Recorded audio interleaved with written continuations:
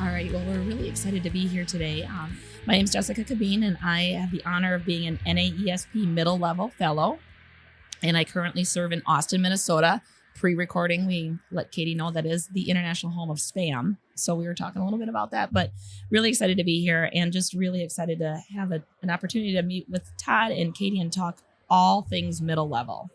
Yeah, my name is Todd Brist. I am also an NAESP Middle Level Fellow, and I actually have the pleasure of being a previous AMLE board member, which is the International Association for Middle Level. So I get to have a foot kind of in both worlds. So in Watertown, we got about 600 kids in a 7 and 8 middle school. So we're just super excited to be at the United Conference and learning about all things for principals and leaders and having a little time to really focus on the middle level.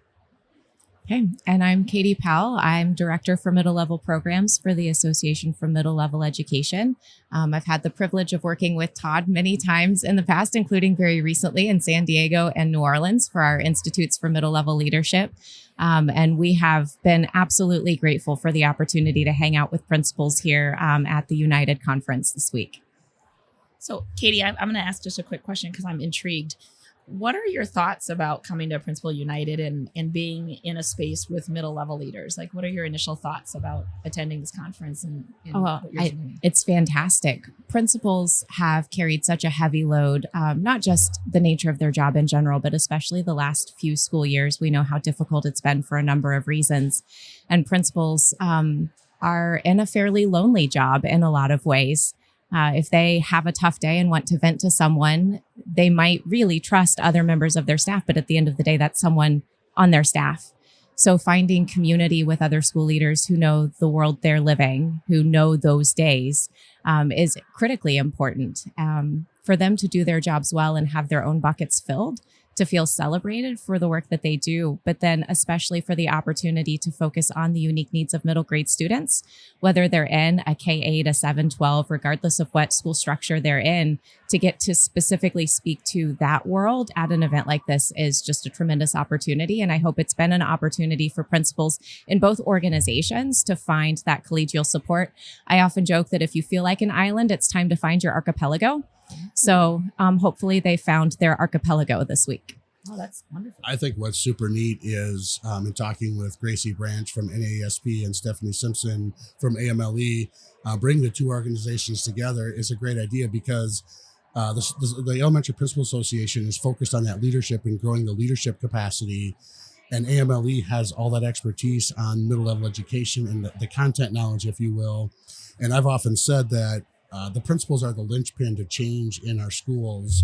And by bringing the leadership capacity of NAESP with the knowledge of the young adolescent and middle school philosophy of AMLE, like it's a perfect storm or a perfect marriage for really elevating what we have going on at the middle level. So I'm super stoked about the relationship that's developing between the two organizations. Yeah. And I would say, too, one of the things that in my time of being a fellow with NAESP is the emphasis on that middle level principle. We don't really fit in the E of elementary, but I do really appreciate, like, we have an incoming president of our association who is a middle level leader. We have people on the board that are middle level leaders. And I see that rebranding of NAESP to really be intentional to and inclusive of middle level.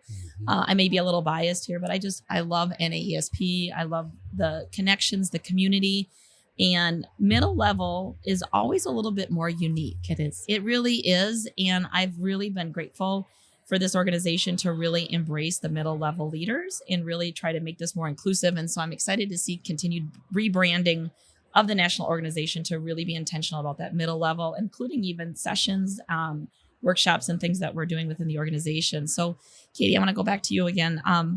From your work in working with middle level educators, what are some things that middle level principals could glean from you? Or what are some takeaways that we really should be focusing on as a middle level leader? Yeah, I think one of the most common needs we see is staying firmly rooted in who the young adolescent learner is. We have folks coming to the world of the middle grades from maybe an elementary or secondary background. Even if they're an experienced educator, their experience might come from grade levels outside of the middle grades. So we don't always understand who the unique young adolescent learner is. And those of us, even who have been doing this a long time, sometimes find ourselves desensitized to what it feels like to be 12. And especially with the heavy needs we see in our current young people around mental health needs, with anxiety and depression being at unprecedented levels, we have to stay firmly rooted in who our middle level learner is as a human being.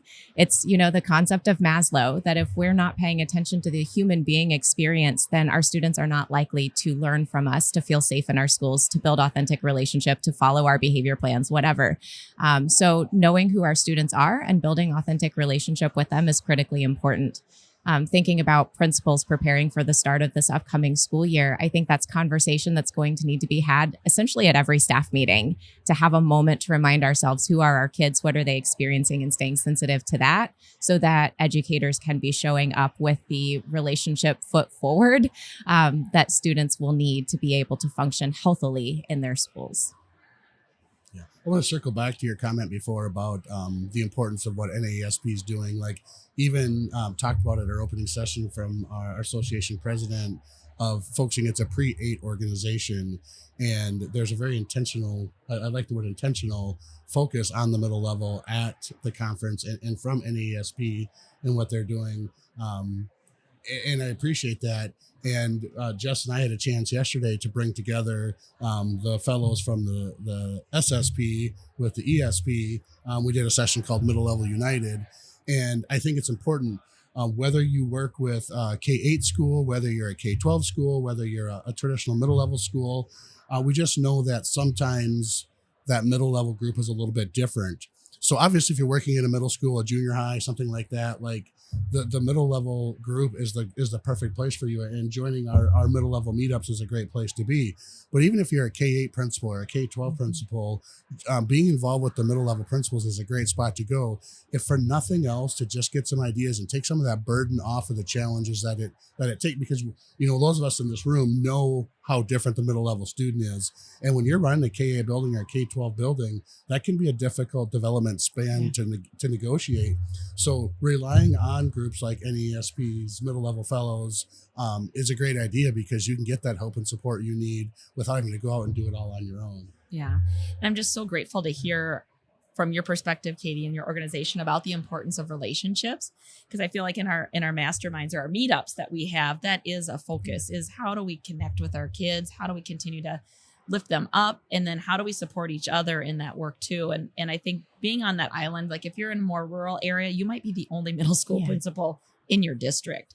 And so it's been really neat to have those conversations with other middle level leaders from across the United States. And then we have a clearinghouse. And so as we go through resources, I know we've talked about SEL, we've talked about block scheduling, we've talked about a lot of different innovative practices that are going on within each of our schools, but then we're able to put that in like a shared document and resources so you can go back to it, because you might not be ready to make the leap to a block schedule right now, or relooking at your after school programming to incorporate SEL, but now you know where that is. So that conversation happened maybe a couple months ago, but you know where you can go back to and grab that. So it's just really affirming to hear that we want to both work together to really build quality relationships at these instrumental time, because it's such a neat time to be with kids. This is my favorite age group for sure. Absolutely. And I'm glad you mentioned, we have the Canvas where we curate great sources, and Katie Early does an amazing job of curating all those resources and putting all those things together for us. But I think, Katie, you should take a second and talk a little bit about the setup of the successful middle school and at least the 18 characteristics, and because that is a great guide for middle schools when people are looking at that. So take a second, tell us a little bit about that. Sure. So we have a foundational document called The Successful Middle School, This We Believe, and it's essentially a meta-analysis into what research says works for middle schoolers. So out of that bulk of research, we've identified 5 essential attributes and 18 characteristics of successful middle schools. If you read through the list, none of it's going to be surprising. It's that educators respect and value young adolescents, and school environments are welcoming, affirming, and inclusive for all. It's concepts that make sense, but when we think about how to put them into practice in our school spaces, that's where it might get a little bit more complicated. So we've had the privilege of giving out copies of that book to middle school principals here at the event free. So if they stop by our booth, we've been handing it out, sending it home with them so that they're able to go back to their staff and share something about, rather than we're trying to iterate middle school on our own, again, being an island, maybe the only middle school in their area even, but instead to speak to the body of research and the story of middle school in a larger sense, and do the lifting of what does that look like then within our building, within our culture, with our staff and with our students. Yeah, what I like about the successful middle school is I always tell people it's really easy to read. It is very hard to do. So to pick up that document, like Katie said, I don't think you're going to see anything there that's surprising, and it all makes sense. But to put it in practice can be quite a challenge. But for me, it's kind of a North Star, because I'm a person who I admit I do chase shiny objects. I always like the new thing that's coming forward. I always like to innovate. And I always tell people, you always want your car to get better gas mileage. You always want your conditioner to make your hair soft. We always want improvement, but sometimes in education, we try to stay a little bit stagnant. And so when I'm chasing those shiny objects, if you will, it's a great way for me to have a conversation with the staff that this isn't something I'm chasing. This isn't something I'm dreaming up. This isn't the new silver bullet or the flavor of the week. This is a foundational document that lays out the principles for successful middle schools. And if we truly desire to be that, this is our foundational document. And that really helps the staff get on board, because then they understand this isn't just a harebrained idea from Bristigan. He's just running with something they saw at a conference, but it's based in research. It's time proven. So that's why I really like the successful middle school and what it lays out. Yeah, sometimes in the world of school, we find ourselves working really hard, for example, or by analogy, to perform, a world-class knee replacement. And we might become the model school for knee replacements, while the reality of what our school needed was an appendectomy. And so having some outside resource, some lens to use to consider the work of your school and where you are and what may be needed and what's next can be incredibly helpful, so that your time and energy and resources, the work of your staff, is going where it's needed to move the needle forward in the ways that you want. And if the bottom line of what we want to accomplish with our students is that relationship, if we want them to be safe in our spaces, if we want them to be valued as who they are as young human beings, then having a document like that as a resource to identify how do you make that happen, how do you turn that intent into action, can be incredibly helpful. And one thing I want to circle back to another topic around relationships, but just even in that middle level. And Todd, you brought it up yesterday in your portion of our session. And then I love Kim Campbell. I mean, she's like the Taylor Swift of education for me. I fangirl that lady so much. And she came to our campus and spoke to our staff around that brain development. Yeah. And I think that's something as a middle level leader, when I started, I didn't really fully embrace as important. And now that we have, we really talk about brain development at the middle level. Katie or Todd, do you want to add anything for some of our other middle level leaders that just maybe haven't thought about that component of leading at this level? Well, I'll start and then I'll pass it to Katie, because I think one of the other most important aspects of the successful middle school, in addition to the attributes and the characteristics, is there's a section in the book on the developmental characteristics of the young adolescent: the physical, the social, the emotional, the behavioral. I always say covering your bases: behavior, academic, social, and emotional. And I think that's one of the most important parts of the book. And with our staff, I'll go back all the time and talk about brain development, executive function, where are these kids at? One of the quotes that I use sometimes is, we would never argue about the developmental aspects of teaching play and early phonics in an elementary school. We would never argue about teaching college and career readiness to the high school setting. So when it comes to the middle school, we know there are certain developmental things that are incredibly important for our middle schoolers. So we have to stake a claim and establish the importance of those, just like we do in the early primary grades and as we send the kids out the door. So I know Katie does a lot of work with developmental characteristics. Yeah. It's often said that infancy is the fastest rate of development we experience in, human development, and early adolescence is the second most rapid. So there's no other time in our life outside of infancy that our body and brain is growing and developing as rapidly as it is in middle school. Is that why they're always touching things and running? Crashing. I've been joking all week, that they aren't self-developed enough to be able to articulate, hey, I think you're a pretty cool guy. Can we be friends? So instead they just throw their whole bodies at each other. And, that's how they communicate. Hey man, can we be friends? I apologize for interrupting your train of thought. No. So the reality of what there is happening in their brains and bodies is complex. it's hard work. So their brains and bodies are working incredibly hard all the time. And so sometimes we wonder why they seem so lethargic, why they seem so tired, why, their working memory seems so full. Well, my goodness, they're carrying around a lot of change at all times. And, they don't coordinate that. It's not like your entire class of sixth grade goes through everything together. So you have one kind of unanimous group of sixth graders. No, you have some kids who have barely started puberty. You have others who look like grown adults. They might look like grown adults, but on the inside still be collecting plushies and, wearing footy pajamas. So we make some assumptions based on either our own experience or how kids appear physically, or the normalization of what may be typical across a grade band, instead of necessarily honoring the unique developmental state of each student and the fact that they might be a totally different person on Tuesday than they are on Wednesday. They might be a different person in first period than in third. They're trying on and taking off different identities as they explore who they are and what's of interest to them. And as they figure out this like growing, changing experience, that scene in Miles Morales Into the Spider-Verse where he wakes up with his Spider-Man powers and all of a sudden his clothes don't fit and he's crashing into things and he's all awkward and his body isn't moving the way he's used to. And he's like, this must be puberty. And, that's not far from reality. They do feel almost like they've lost control of their own body and their own experience. So normalizing that for our students can be incredibly powerful. They will walk around feeling like they are the only one who has ever felt this way, when we know from our perspective, all of them feel this way. They're all living through this in their own ways. So we can create safe spaces for them to figure it out, to learn who they are, to embrace who they are, to feel like they are valued and seen and respected for who they are. But again, that means that we have to remember and respect what it means to be 12. Mm-hmm. One of the pictures I showed at our presentation was probably a 5'5" kid, maybe weighs 75 pounds. And then standing next to him is a kid who's probably 6 foot, weighs 200 pounds. And I always ask the group, which one of these kids is 13? And the truth of the matter is both of them are 13. Yeah. And I tell the group that, if we can recognize the physical differences that are happening there, can't we assume the same differences are happening internally with them, with the psychological, emotional, and social development of those kids?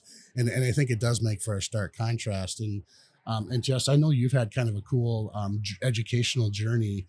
So you've worked with some kinders, you've worked with some high schoolers. So how has your middle level expertise, how does that play into all that when you've seen the lower end and the upper end and working with the middle? Well, and I would say I was 6 years at the kindergarten center. I was a middle school IEP, went back to middle school. So the kindergarten students I then had as middle schoolers. And now as high schoolers. So my first class of kinder is now going to graduate from high school. And carrying their stories is really important. And I think because I spent so much time in the kindergarten, and seeing what some of the trauma and the experiences that kids have. And when they're kindergarten, we embrace and we are the warm demanders all the time. But then when they get to middle school and they're still communicating needs, we look at them differently. And so it's been neat to be kind of an advocate throughout this whole process, to really be able to walk alongside students and families and say, they're just communicating things. And it might not be the way you would normalize it, but this is the way they're trying to talk through things and grief and trauma. Like, it's been a really beautiful experience to be able to walk kids through this K-12. And even though I'm the Doogie Howser of leaders, like I started when I was 12, really.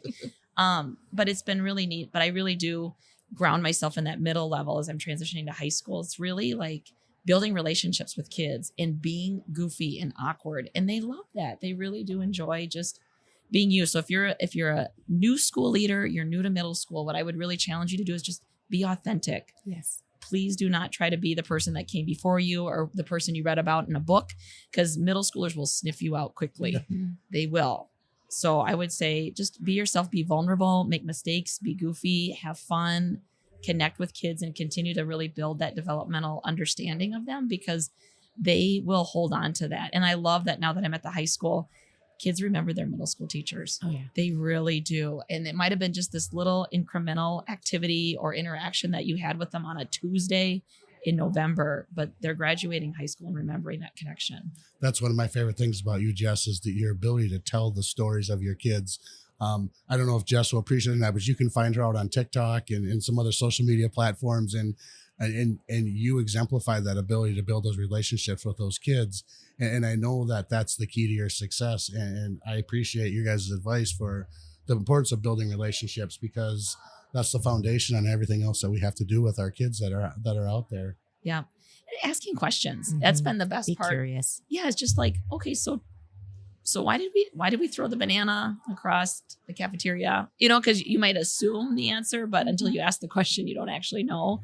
And I think that's been, like, as a leader in the middle level, like, some of the best practices that we shifted were really student driven, student questions, like, why can't we have water bottles, or why can't we do this, or why does our transition to middle school have to look like this? But really making meaningful connections with kids, asking questions, and then following through on some of the things that they're stating is going to really help shape your culture and build exponential success. If we still have time, I don't know if we can shift gears a little bit. We've talked about the middle level aspect, but Jess, I know you've worked a lot with the principal perspective, and being here at the United Conference, talking about leadership, talking about pedagogy, talking about self-care. What advice or what have you found out there, pearls of wisdom for the leader in the school? Because as one of you said before, it could be a lonely job that's out there. So what has your journey told you about that? Well, again, I'm Doogie Hauser, so I'm pretty young in this process. But I would say I am a better leader today than I was when I started leadership 17 years ago, because I have prioritized time for myself. I think too often, and I say this all the time, when you live well, you lead well. Too often as leaders, we are pouring into everybody else. We're taking phone calls at 7, 8, 9 at night. We're thinking about our kids at 2 a.m. And then we turn around and try to be the best self the next day. And we haven't taken a break from our job. And if you have a family, or if you're trying to start a family, and you just never feel like you're enough in any capacity. So I would really, especially at this conference, or especially as you're transitioning back to school next year, is try to carve out even 20, 30 minutes for yourself every day, whether that's just going for a walk, whether that's journaling, whether that's eating lunch. That's a thing that happens. I've heard. That's not just Cheetos and Twix bars. Like, there's actually food that you can eat during, like, between like 11 and 1, not at 4 p.m. Yeah. But I think just really being mindful of that, because I think as a leader, what you don't understand is your staff looks to you. So if you're the one who's going all the time, if you're the one answering emails at 9, 10, 11 at night, you're unintentionally expecting your staff to do the same thing. So I think when we realize, like, after 4 o'clock, I'm not going to email you. You can call me if you need anything, but I'm very transparent about taking time for myself. I actually see a therapist, and I'm totally transparent with that with our staff, especially post-COVID, and just being vulnerable and transparent. Like, I don't have this all figured out either, but I'm willing to learn and I'm willing to work with you, I think has been really helpful. Because I think so often, because we feel like we have to know it all, be it all, and be everything for everybody, when you let that guard down, you actually become better and people look to you more, I think. Awesome. So I know we have our task force at the middle level. The board is working on things. We've got our middle level meetups that are happening. We got our canvas, and I happen to know Katie pretty well. So how about in the terms of what AMLE does for and with schools? And, I know that probably going in, we're more focused on the teacher side of things, but how about in working with the administrators and getting AMLE working with schools? How does that process work? Yeah, we have a lot at our disposal. We're a membership organization. So relationship, just like it's at the heartbeat of middle schools, it's at the heartbeat of our work as a middle school organization. So we do have a member committee for principals. It's a fantastic space for principals to work together on the work of being principals, but also shape the work of our organization to inform what is needed in those spaces. We have some coaching and virtual support available. There are a number of principals and school leadership teams that meet with me regularly over Zoom. And sometimes there is a situation recently where there'd been a schedule change. Staff were not available on the leadership team to meet, but the principal and AP asked to go ahead and meet with me anyway, because it's just become a relational space, an opportunity for them to check in, to have a friendly face on the other side of the Zoom and do life with them from outside their organization. So yeah, we sat on the other side of the Zoom and talked life together, much like you were speaking, being human beings together and just checking in, making sure they're okay as they carry the leadership of their school. We have a really cool resource at our disposal called the Successful Middle School Assessment. So based on those same 18 characteristics from the Successful Middle School This We Believe, schools can survey staff, students, and families to see the perceptions around implementation of those characteristics. So school leaders can then make decisions about professional development and school improvement work with real data at their disposal about how their staff, students, and families feel about the life of the middle school, all rooted in middle school. So where there are some other tools about, pedagogy or teaching and learning or even culture and climate, this is specific to the nature and needs of middle schools. So every data point you get back is fully actionable. I personally write those reports. So I eat, breathe, live, sleep that data, know it very, very intimately. And then I meet with the school leadership team to go through the report together. We offer professional development and support on any middle grades relevant topic. And we have events that are a fantastic opportunity like this for people to gather together in person. It winds up feeling like a family reunion, about 2,000 to 3,000 people big, where you have the opportunity to be like, wow, other people love the world of middle school too, and get that bucket filled a little bit, because this work can be hard. You have the sides of middle school where it's a kid handing you a spoon. And when you're like, why are you handing me a spoon? They're like, I don't know, it's in my backpack. I mean, there are so many questions that unfold in those moments. But then you also have the nature of middle school where we're seeing, rates of suicide ideation and mental health needs higher than ever before, where the number of students who have experienced trauma and adverse childhood experiences has skyrocketed, where just the process of teaching and learning and meeting the expectations of state standards and preparing staff and students for the expectations of state standardized tests is incredibly heavy, where the job is hard. And so taking good care of each other and being in community together is incredibly important in this work, no matter what your entry point is. If it's a book that you buy at the bookstore, if it's professional development that you engage in, you see us at a session at a conference, that once you're part of our group, you are our people, and we're going to have eyes on you and we're going to take care of you, much like we would say to do for our students. Yeah, I'm glad you mentioned the successful middle school, because again, I think about bringing the principals group together with AMLE, and as a school leader, that was something that was really impactful for me, because like you said, we can do it and we can have our perceptions of what we think we're doing, but it was truly a chance to measure our school against specific criteria to look at and for development, leadership, and growth for our schools. And I know that was important. I mean, ultimately, our goal is to serve our students, improve the situation for our students, but it was very affirming for our staff to be part of that process, that we're not doing all this hard work for naught, that we truly are having an impact and we're truly able to do what we say we're doing. So I think the successful middle school assessment is a good way for school leaders to take a look at things. And one of the other things that we took advantage of with AMLE was there's online modules that we use, and they're super cool. They're set up, they're like seriously 5 to 15 minutes a piece, and they were perfect for team meetings. So when we had a team meeting, we would kick off our team meeting by looking at those modules. It gave us a chance to have ongoing, continuous job embedded learning about the successful middle school and the tenets that we're doing. So it wasn't a one-hit wonder or something we just thought of at the beginning of the year. It was something we were able to think about all year long. Well, I don't know if Todd will brag on this himself, but in addition to having completed the successful middle school assessment, Todd's school applied to be a school of distinction as well. And they were found to be embodying what we believe to be best practices for middle school in an extraordinary way. So Watertown Middle School is a school of distinction as well. Congratulations. Yeah, we're pretty excited for our students, and I really am excited for our staff, because it was like I said, it was a true affirmation, pat on the back. I always tell them, like, I know I don't think there's a principal in our district, in our state, that works their staff harder than I do. But it's because we want to be the best middle school we can. We want to definitely be a successful middle school. So I really give the attribution to all the hard work that they do and putting up with me and the initiatives and the efforts and the things that we do on that front. Well, I think probably as we're starting to wrap up, maybe just a couple takeaways, because I'm going to turn it over to Todd and Katie just to wrap up. But just from both organizations' perspectives, what are some resources? I'm a middle school principal. What are some things? How can I get connected? How do I find this information out? So if Todd and Katie want to just kind of close us out with that. Yeah, I mean, I guess for NAESP, I've already said that I go to that canvas often, and Jess had mentioned that the curation of resources and how Katie organizes that. And when we're on our online meetings, like Katie's in the background, like putting articles in the chat and just keeping us filled with knowledge. So I go back to that quite often, and I really do. We haven't announced our dates for the upcoming school year's middle school meetups, but I really encourage you to join those with us, because they're a chance to get back into the trench with people who are experiencing the same thing that you're experiencing.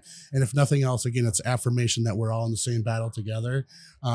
And we always take time to talk about problems of practice. And one of our favorite sayings is the smartest person in the room is the room.